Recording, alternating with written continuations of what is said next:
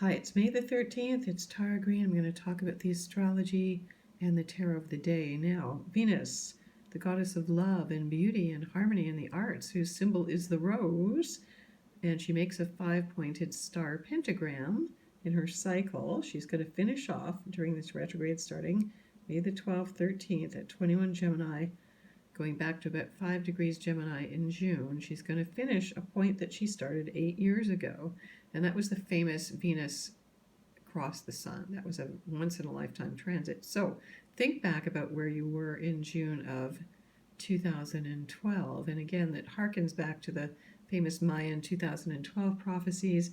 The number 8 is the symbol of infinity, so this year I feel is also part of that prophecy, even though it looks very different and you have to look below the surface to find out what's really going on. So for all Geminis, of course, and for all of us, women especially, anybody who has planets in Gemini, especially if you have planets at 21 Gemini, you're going to definitely feel this. Excuse me.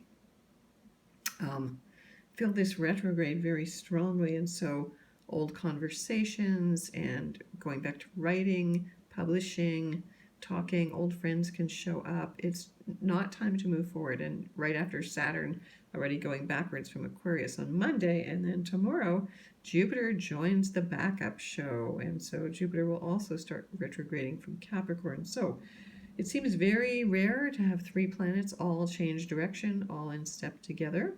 And I believe that the energy is really going to kind of flatten us in a lot of ways. So it's time to, if we haven't learned the lesson about going within and staying within, even though some of the world seems to be moving forward a little bit, I still think that the general message here of 2020 is to slow down, go within, and figure out what your value system is. And that's what Venus rules, okay?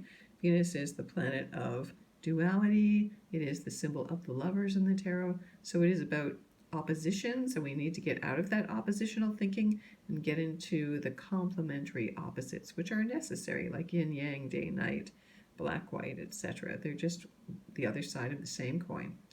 So today there's actually relatively nothing much going on astrologically except the moon in Aquarius. So give yourself a breather today, because all this retro motion may make you feel like, you can just hear the cosmic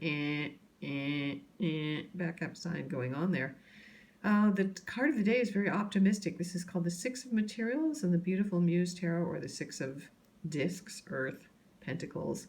It is like the moon in Taurus astrologically. And in this beautiful card, you can see there's these 2 goddesses. It's kind of the perfect synchronous Venus retrograde in Gemini image, I think. And these things just, of course, happen. So these 2 beautiful women are holding the rose, and the rose is, again, the ultimate symbol of the feminine, of the vulva, of beauty, of harmony, the arts, values. And so you can see the 6 roses there kind of blooming. And so you want to think about this retrograde as how you're going to bloom as we get out of this 6-week period. It's 40 days usually that Venus goes into the underworld. So it's a very powerful time to go into the shadows. It is part of the myth, the ancient Sumerian and then Babylonian Egyptian myth about Inanna, or Ishtar, queen of the underworld, going down to visit her sister, who is her twin.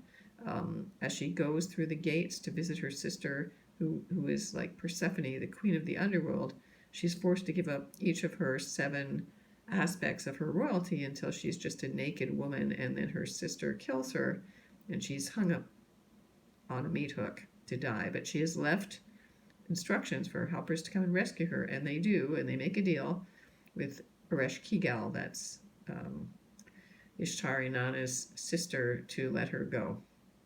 And so Inanna comes back after her stay in the underworld, where she's become down to her essence, to her soul essence, and she comes up to her throne, and most of her people are in mourning for her, except for her consort, her lovers, Muse, who she kills, and he gets sent down into the underworld, and then balance is restored.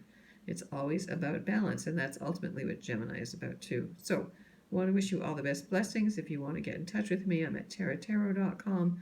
Follow me on my blog at infinitynow.wordpress.com. Please sign up and subscribe up to me at YouTube. That's a weird word. Subscribe up. Okay. And I'm on Instagram and Twitter too. Okay. Sending you many blessings of the day.